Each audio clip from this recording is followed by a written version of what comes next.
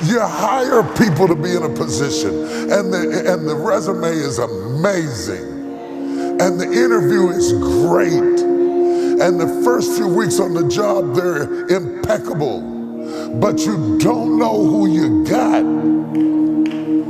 till you get in a storm, till there's pressure applied, until they have to do something after work, until they are inconvenienced, until they're in crisis mode and they're stressed out and they're talking about hello, hello, hello, hello, hello, hello, hello. The one thing that we all have in common, black or white, rich or poor, Democrat or Republican, short or tall, vegan or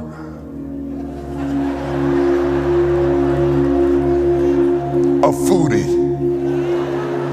I don't care what philosophy you choose to fly up under, the one thing I can guarantee you that all of us will face, male or female, is a storm. Single or married is a storm. Divorced or not is a storm.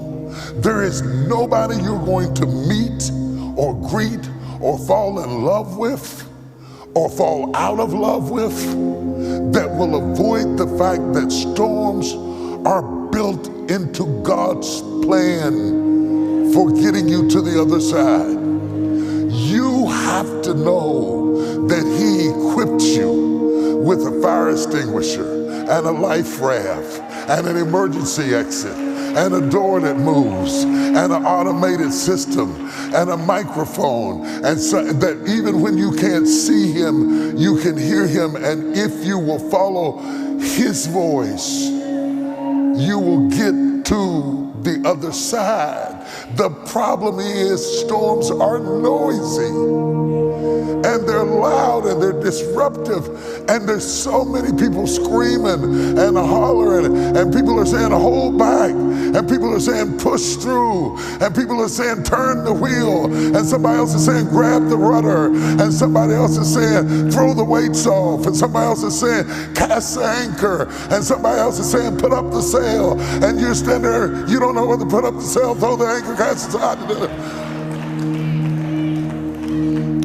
And the real art I have learned so far in the storm is not fixing the storm. The first thing we do when we get in the storm is to try to fix the storm. The storm is not yours to fix. The storm is yours to survive. You cannot fix the storm. That's number one. You cannot fix the storm. You cannot fix the storm. And this drives you crazy. And I'm gonna make a generalization. It's not always true, but I'm gonna make it anyway. But it's particularly difficult for men because we are raised to fix stuff. We grew up fixing stuff. A lot of women grew up with relationships with dolls, with doll babies, playing the house, all that kind of stuff. You grew up with that kind of stuff. We grew up fixing stuff. Most of us, they didn't give us doll babies. They probably should have. Maybe we'd have been better fathers if we'd have practiced with babies. We practiced making them better than we did having them.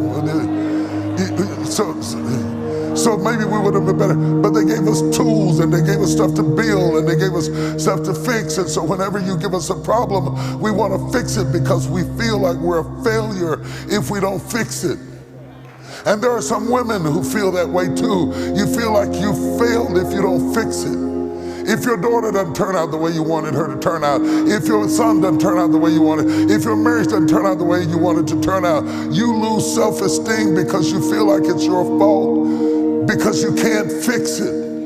And you're embarrassed to admit to other people that you're on your third marriage and that you can't fix it.